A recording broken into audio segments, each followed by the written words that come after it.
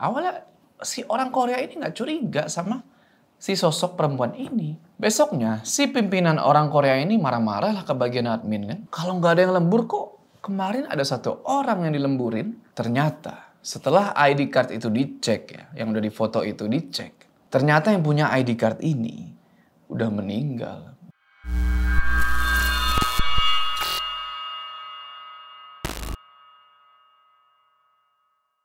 Assalamualaikum teman-teman, balik lagi sama gua Joe. Apa kabar kalian semua? Semoga kalian semua menonton video ini diberikan kesehatan, dilancarkan rezeki dan selalu diberikan urusan dan selamat Hari Raya Idul Fitri buat kalian yang menjalankan puasa. Semoga puasanya gak ada yang bolong-bolong ya, gak kayak tahun kemarin. Balik lagi di House Horror, dimana di segmen ini gue akan ceritain kisah-kisah horor kalian yang mungkin aja nih kejadian sama gue. Pada kali ini ada cerita dari seseorang nih yang bernama Siti, dimana dia ini pernah bekerja di sebuah pabrik sepatu yang ada di Jawa Tengah. Bisa dibilang ini pabrik sepatu lumayan serem.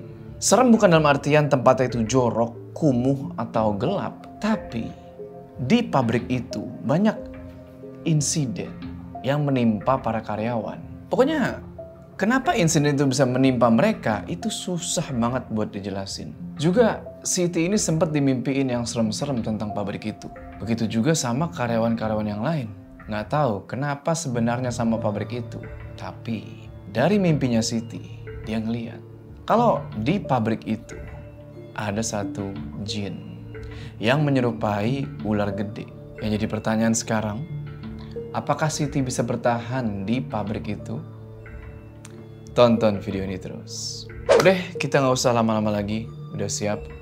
Mode horor aktif.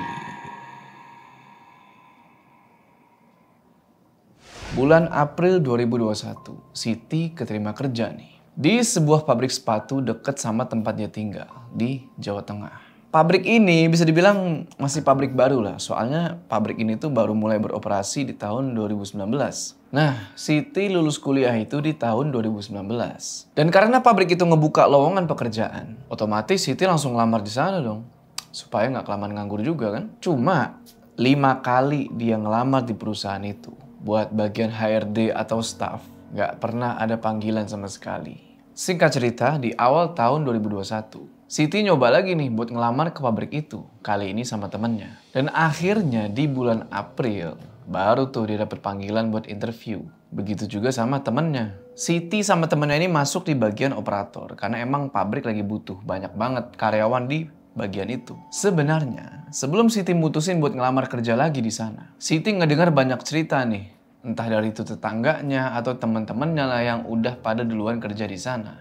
Kalau banyak karyawan pabrik itu yang ngalamin insiden pas pulang kerja ataupun pas mau berangkat kerja. Dan itu kejadian bukan cuma sekali 2 kali, tapi terus-terusan sampai beberapa kali dalam jangka waktu yang berdekatan. Ada yang bilang kalau penunggu di pabrik itu minta 9 nyawa dari para karyawan di sana. Dan hal kayak gitu, kata temennya si Siti ini, emang udah lumrah lah di dunia perpabrikan.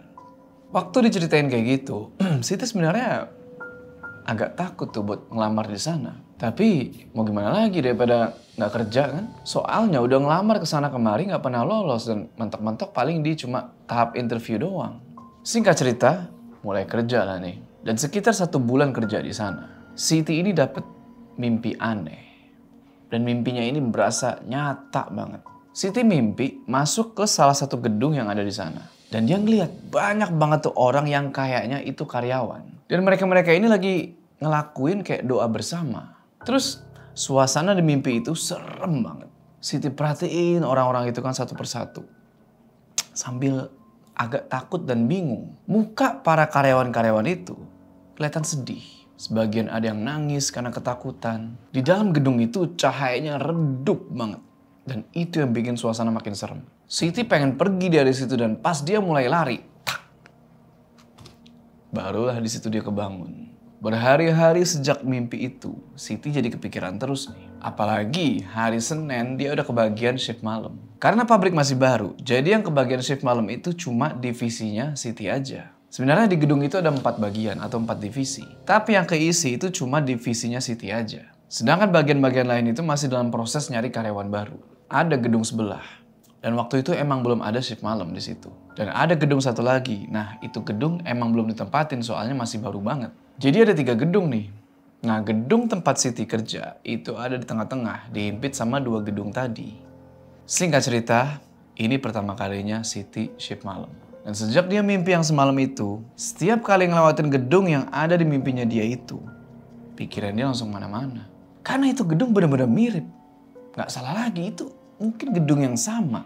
Gedung yang ada di mimpinya dia itu adanya di sebelah timur, persis di sebelah gedungnya Siti. Jadi kalau mau masuk kerja, mau ke kantin, pasti ngelewatin gedung itu. Atasan-atasannya Siti ini selalu pesen kalau lagi kerja, jangan ngelamun. Karena di shift malam itu cuma bener-bener divisinya dia aja. Yang jumlah karyawannya itu kurang lebih 70 orang. Cuma gak tahu kenapa jumlahnya 70 orang. Tapi tetap aja suasana malam itu berasa sepi. Untungnya di shift malam pertama dia itu gak kejadian apa-apa. Ternyata mimpinya Siti gak sampai situ aja. Berhari-hari, berminggu-minggu, berbulan-bulan kemudian ternyata makin parah. Gak cuma di dalam mimpi, Siti juga digangguin secara langsung. Bisa dibilang ini udah termasuk teror. Karena udah sampai ngebuat gak sehat pikiran sama gak sehat mental. Setiap kali dapet shift malam itu rasanya udah kayak mikul beban berat. Karena banyak keanehan-keanehan yang Siti alamin. Kayak kadang Siti suka ngedenger teriakan-teriakan gak jelas pas tengah malam. Ketawa-ketawa gak jelas. Tapi dia selalu berusaha buat fokus kerja tuh. Dan dia cuekin suara-suara itu. Gak tahu apa karyawan lain ngedenger juga atau enggak. Siti gak pernah mau nanya atau cerita soal itu ke yang lainnya. Takut mereka nanti malah parno. Tapi seiring berjalannya waktu, ada beberapa temen yang sering ngeluh juga soal kejadian-kejadian itu. Kayak samar-samar ngedenger suara orang jerit. Ada yang ngelihat sosok hitam jalan terus tiba-tiba hilang. Ada yang pernah ngelihat juga sosok wanita pakai kebaya. Bahkan atasannya Siti pun pernah cerita kalau dia ini pernah ngelihat sosok kuntilanak di kamar mandi. Dan masih banyak tuh penampakan-penampakan lainnya. Suka kecium juga nih bau anyir darah. Ada teman Siti juga nih yang cerita kalau waktu itu dia ngelihat sosok temennya. Mirip tuh mukanya apa segala macem. Tapi pas diajak ngobrol, ini sosok gak ngerespon sama sekali.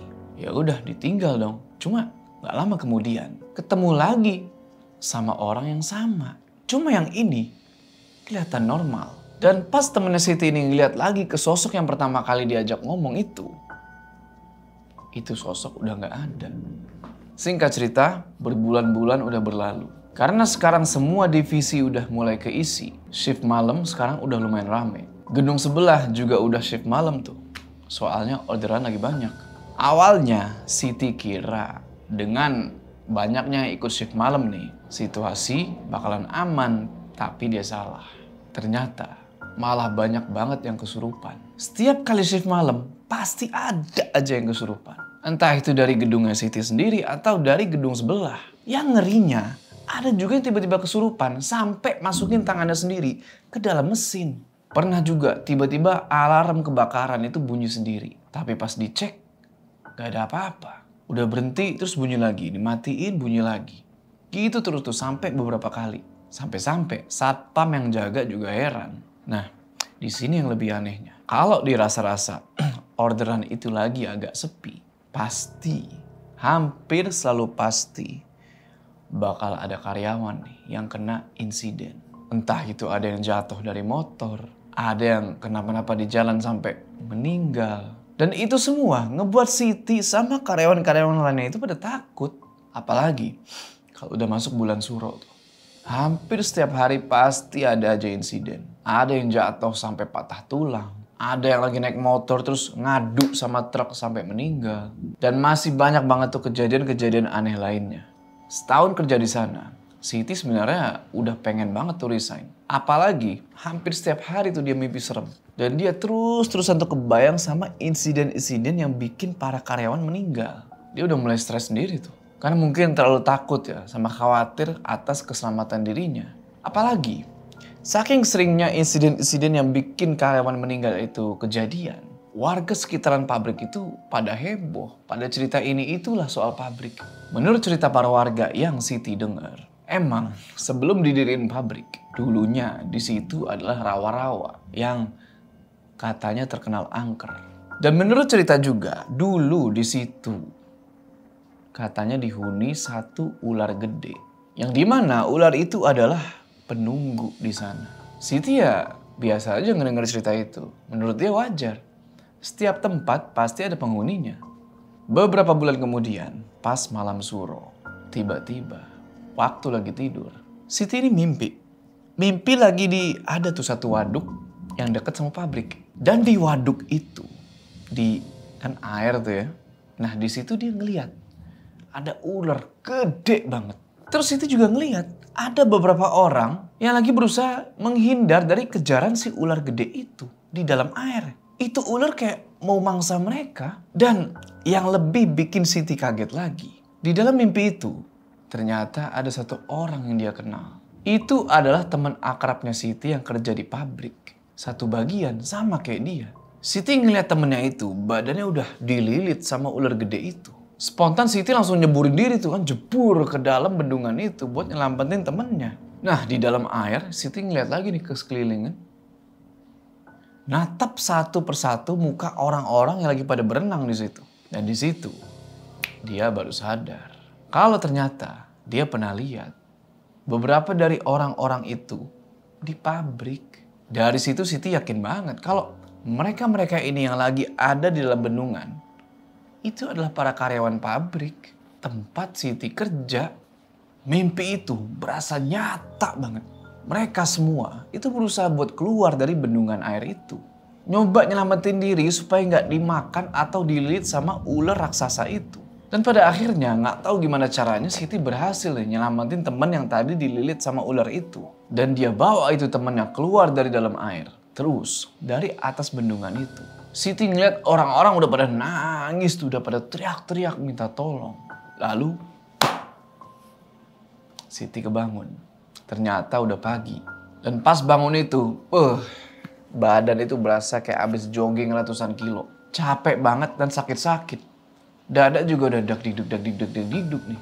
Udah keringetan penuh tuh satu badan. Langsung kepikiran dia sama mimpi tadi kan. Harapan dia gak ada hubungannya mimpi itu sama pabrik tempat dia kerja. Ya harapan dia sih begitu. Sebenarnya banyak mimpi-mimpi serem yang Siti alamin. Dan pasti mimpi itu selalu berhubungan sama pabrik. Nah puncaknya itu pas temen satu bagiannya Siti itu kecelakaan dan meninggal. Dia ingat banget waktu itu hari Sabtu. Siti gak ikut lembur. Dan pas Siti lagi nyari makan gitu ya di luar. Tiba-tiba dia ditelepon nih sama temennya. Karena Siti gak balas-balas WA dari tadi, ditelepon nih sama temennya. Ya udahlah diangkat kan tuh. Tek, ngobrol-ngobrol. Kaget dia di situ. Temennya itu bilang kalau si Zahra, temennya Siti, cewek namanya gue samarin ya, itu kecelakaan di jalan. Karena Siti lagi gak ikut lembur dan dia dari tadi gak buka HP. Jadinya dia gak tahu apa-apa. Padahal di grup itu lagi rame. Langsung aja buru-buru dia matiin dulu telepon. Terus dia cek nih grup para karyawan kan. Dan bener. Kabar tentang meninggalnya si Zahra itu. Sampai ada yang nge-share video pas dia di jalan itu. Siti sempet percaya gak percaya di situ. Selama ini emang banyak kasus kayak gitu. Tapi karena yang meninggal biasanya di bagian lain. Siti gak ngerasa takut. Cuma kalau yang meninggal itu adalah orang yang satu bagian kerja sama dia, apalagi sering lihat pas lagi kerja bareng, udah pasti berasa. Dan juga takut. Jadi pertanyaan gitu loh. Apa yang selanjutnya itu gua? Sebelum si Zahra meninggal itu, sebenarnya Siti udah ngeliat gelagat aneh dari temennya itu. Yang biasanya dia orang yang kalem, gak banyak tingkah. Nah, satu hari sebelum meninggal, dia ini kayak yang kayak yang energetik banget gitu loh. Kayak orang yang caper, pokoknya lebih gacor dari sebelumnya lah. Sifatnya tuh berubah 180 derajat. Sampai-sampai Siti dalam hati bilang, ini orang tumben aneh banget. Biasanya kalau gue lewat juga jarang disapa. Tapi ini kok dari tadi ngeliatin mulu sambil senyum-senyum. Sebenarnya walaupun satu tempat kerja, satu bagian. Cuma karena si Zahra ini baru beberapa bulan keterima kerja. Hitungannya masih anak baru lah ya. Si Siti kurang akrab sama si Zahra ini. Nah, sejak saat itu, karyawan-karyawan pabrik banyak yang bilang kalau mereka jadi sering ngelihat penampakan mirip almarhumah Zahra. Khususnya di tempat si Zahra ini biasa kerja. Siti juga ngerasa begitu. Sering banget tuh ngeliat sosok perempuan mondar-mandir. Apalagi pas shift malam. Kadang mesin press itu ya suka nyala sendiri. Tiba-tiba alarm kebakaran bunyi sendiri. Ada karyawan yang ngerasa ditepok pundaknya tapi pas nengok gak ada siapa-siapa. Terus ada juga suara orang yang manggil-manggil gitu kayak atau manggil nama tapi gak ada wujudnya. Dan sekarang tempat yang biasa dipakai kerja sama si almarhumah Zahra itu kayak ditakutin gitu loh sama para karyawan. Soalnya udah beberapa kali kejadian, tempat itu ditempatin orang lain. Tapi yang nempatin malah ada yang kesurupan lah. Ada yang juga jadi sakit-sakitan. Karena Siti ini sebenarnya lumayan sensitif ya sama hal-hal semacam itu. Hal-hal gaib lah gitu ya. Jujur aja dia jadi agak ngerasa risih dan keganggu. Kadang dia ngerasa kalau energinya ini berbenturan sama energi mereka. Dan itu bikin dia jadi gampang sakit-sakitan. Ada satu bayangan hitam. Dimana ini bayangan berwujud seorang cewek. Dan dia selalu pengen masuk ke badannya Siti. Siti selalu coba buat tolak sosok itu. Nggak mau dimasukin, tapi sosok itu tetap berusaha masuk. Sampai akhirnya ya Siti ini jadi sakit-sakitan. Bayangan hitam itu juga sering neror Siti lewat mimpi. Dan dia sempat mikir, apa jangan-jangan almarhumah Zahra ini nggak tenang di sana apa gimana? Karena ternyata di gedung lain juga kejadian yang sama. Kalau misalkan ada yang meninggal gara-gara kecelakaan atau apa, pasti yang meninggal itu neror para karyawan pabrik. Nah, tiba-tiba Siti keinget nih sama kata-kata temannya sebelum dia ngelamar kerja di pabrik itu. Ingat kan? Waktu itu temannya sempat ngasih kayak warning lah atau peringatan. Kalau pabrik itu butuh 9 nyawa buat dikorbanin. Awalnya Siti nggak percaya soal itu. Ya, dia anggap aja temannya cuma bercanda atau apalah. Tapi pas udah banyak korban berjatuhan, dia jadi ketakutan sampai nggak bisa tidur. Karena nggak tahu nih siapa yang bakal jadi korban selanjutnya. Dan beberapa hari kemudian, pas Siti lagi tidur, lagi-lagi dia mimpi buruk. Dia mimpi lagi di pabrik, cuma kali ini dia ngeliat ada sekitar 6 atau 7 mayat yang udah dipocongin, lagi berjejer. Dan gak tahu kenapa, di dalam mimpi itu, Siti ngerasa kalau pocong-pocong yang berjejer itu adalah korban-korban yang udah meninggal pas mereka kerja di pabrik sepatu itu. Karena situasi pabrik makin mencekam, makin kesini makin banyak gangguan. Banyak tuh karyawan-karyawan yang akhirnya pada mutusin buat resign karena saking takutnya. Dan ada satu hari, Siti mimpi aneh lagi. Kali ini dia mimpi lagi kerja kayak biasanya di pabrik itu. Pakai pakaian yang sama, kaos lengan panjang warna abu-abu, kerudung hitam, celana hitam. Dia emang sering pakai pakaian kayak gitu. Cuma mimpinya itu ya kayak gitu doang. Kerja di pabrik. Tapi itu hampir setiap hari. Kurang lebih hampir 3 bulan lah baru mimpi itu udah hilang. Jadi kayak kerja double gitu. Satu kerja di mimpi, satu lagi kerja di dunia nyata. Dan kayak biasanya pas bangun pasti badan itu berasa rontok. Capek banget udah kayak kerja 24 jam nonstop. Pas lagi istirahat, Siti coba ceritain nih tentang mimpinya itu ke teman-temannya. Dan ada beberapa temennya itu yang bilang kalau mereka juga pernah beberapa kali mimpi di area pabrik dan ketemu sama yang serem-serem. Bulan Juli 2022, ada lagi yang meninggal gara-gara kecelakaan. Bahkan itu rame banget diomongin entah di dalam pabrik atau di luaran pabrik. Sampai-sampai ada beberapa orang yang bisa dibilang punya kelebihan gitu ya. Mereka datang ke lokasi kecelakaan buat ngorek-ngorek. Kenapa kok bisa terjadi dan segala macem. Mereka sempat ngelakuin kayak apa ya, mediasi gitulah di lokasi kejadian. Coba buat masukin jin ke satu orang. Nah, pas si jin itu masuk, ternyata jin ini ngaku sebagai jin korinnya si korban. Dan dia cerita, kalau sebelum kejadian crash itu terjadi, korban ini kayak ngeliat ada kain putih lebar dibentangin tuh, nutup jalan. Dan gak cuma itu, beberapa hari sebelum insiden itu, korban sempat mimpi ada di pabrik dan ngeliat sosok ular gede itu. Siti yang gak denger cerita itu kaget dong. Dia jadi keinget kalau dia juga pernah mimpiin si ular gede yang pas di bendungan. Sampai akhirnya si orang-orang yang punya kelebihan tadi datang nih ke pabrik. Dan mereka ngelakuin mediasi itu lagi. Mereka coba narik satu jin terkuat yang ada di pabrik itu. Dan bener aja, masuk nih Atu. Di situ jinnya ngaku kalau dia ini udah terikat satu perjanjian. Nggak tahu itu perjanjian apa, pokoknya ini perjanjian nggak bisa diputus gitu aja. Karena perjanjian itulah si jin ini nyari korban. Makin takutlah Siti kan, makin was-was. Gimana kalau dia ini yang nanti jadi korban selanjutnya? Apalagi dia sering banget mimpi ada di pabrik. Ngelihat penampakan di pabrik dan teror-teror lainnya. Saking stresnya gara-gara teror itu, Siti coba datang nih ke kakak sepupunya buat minta solusi. Dan akhirnya setelah diceritain dan segala macem, kakak sepupunya Siti ini ngebawa dia ke gurunya. Karena kakak sepupunya Siti ini ikut pelatihan silat, dia punya guru. Yang udah pasti gurunya ini punya ilmu lah. Singkat cerita, setelah ketemu sama si guru itu, dan matanya Siti coba buat ditutup gitu ya, terus udah didoain juga segala macem. Awalnya, 1 minggu Siti ini udah gak diteror lagi. Tapi, setelah 1 minggu itu, datang lagi gangguan-gangguan. Siti udah coba buat berobat juga nih ke tempat lain, tapi sama aja. Waktu semakin berlalu dan ada satu waktu nih, pabrik itu sepi orderan. Kalian ingat kan, kalau pabrik itu sepi orderan, berarti mulai banyak lagi nih karyawan pabrik yang berjatuhan. Ada yang sampai meninggal, ada yang kritis, ada yang patah tulang, dan itu hampir setiap hari selama orderan sepi. Sehari itu bisa sampai 2 atau 3 orang. Bahkan yang menarik ini nih, waktu itu ada pimpinan. Pimpinan orang Korea datang pengen kontrol tuh maghrib-maghrib. Waktu itu emang lagi nggak ada karyawan yang lembur satupun karena emang nggak ada jadwal lembur. Tapi si orang Korea ini ngelihat ada satu orang perempuan yang sibuk lagi kerja di mesin pres. Didatengin lah sama si orang Korea itu kan. Ditanya, dilihat ID cardnya. Tapi pas diajak ngomong, si perempuan ini nggak ngejawab sama sekali.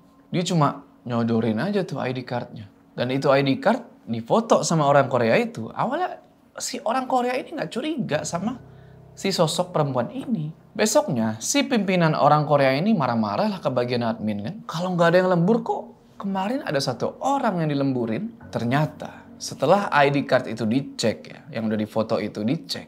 Ternyata yang punya ID card ini udah meninggal beberapa bulan yang lalu. Yaitu si Zahra, temannya Siti. Terus ada yang cerita juga nih, kalau di gedung sebelah kejadian yang sama juga. Udah meninggal dari beberapa bulan yang lalu kok masih absen. Singkat cerita, Siti mimpi lagi. Kali ini dia ngelihat ada 1 orang perempuan. Penampilannya mirip kayak dia. Jaketnya apa segala macem, bener-bener persis. Lagi naik motor tuh, terus tiba-tiba jatuh. Langsung kebangun lah dari situ dan langsung buyar tuh pikiran. Ketakutan dia kan. Apa ini pertanda? Apa jangan-jangan yang dia mimpiin tadi bakal kejadian? Karena benar-benar khawatir, dia sempat ada niatan nih buat pergi lagi ke Kiai. Tapi belum sempat pergi ke sana, dia udah dapet insiden. Waktu itu Siti berangkat kerja lebih pagi daripada biasanya. Dia naik motor tuh kan. Pagi itu lagi gerimis. Dan awalnya normal-normal aja tuh naik motor kayak biasa kan. Sampai dia pengen ngelewatin satu sekolahan. Ada anak-anak sekolah kan pada mau nyebrang. Dia rem lah itu motornya kan. Remnya tuh pelan. Cuma tiba-tiba motornya itu slip. Terus jatuh. Padahal kecepatan normal dan ngerem itu kayak langsung tek. Normal. Untungnya pas jatuh itu nggak ada kendaraan lagi dari belakang. Jadi dia selamat di situ. Waktu itu Siti nggak sadar dia ini jatuh kenapa. Tapi kata orang-orang yang ngelihat mungkin karena jalan itu licin. Jadinya bannya slip. Cuma yang anehnya di sini. Pas Siti jatuh dan pengen buru-buru berdiri. Tiba-tiba dia samar-samar gitu ya kayak ngeliat ada sosok hitam ngedeket. Perawakannya itu kayak orang.